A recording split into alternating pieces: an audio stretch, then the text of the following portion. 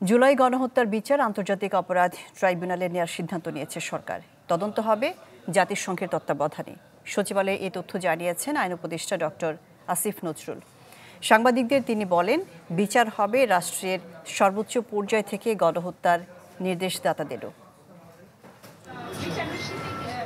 অন্তর্বর্তী সরকারের মেয়াদে যেসব উদ্যোগ অগ্রাধিকার পাবে তা জানাতেই সচিবালয়ে আইন উপদেষ্টার এই সংবাদ সম্মেলন।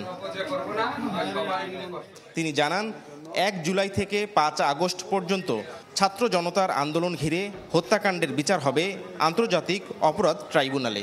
আন্তর্জাতিক অপরাধ ট্রাইব্যুনালে ওনাদের বিচারের জন্য আমরা ইতিমধ্যে একটা ছোটখাটো গবেষণার মতো করে দেখেছি এই আইনের অধীনে এই হত্যাকাণ্ডের সাথে জড়িত ব্যক্তিরা এবং যারা আদেশ দিয়েছেন, বিভিন্নভাবে সহযোগিতা করেছেন, তাদের সকলকে বিচারের আওতায় আনা সম্ভব।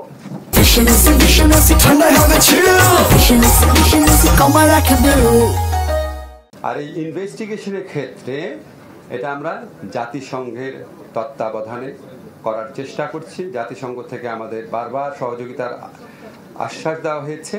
ডক্টর আসিফ নজরুল বলেন, আন্দোলনের সময় ঢাকায় দায়ের হওয়া হয়রানিমূলক মামলা বৃহস্পতিবার আর সারা দেশের মামলাগুলো ৩১ আগস্টের মধ্যে প্রত্যাহার হবে।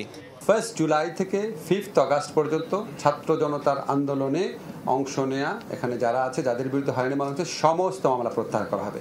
ঢাকা শহরে আমি আপনাদের কনফার্ম করছি না, যতগুলো মামলা আছে, নাম্বার আছে, সব প্রত্যাহার করা হবে বৃহস্পতিবারের মধ্যে।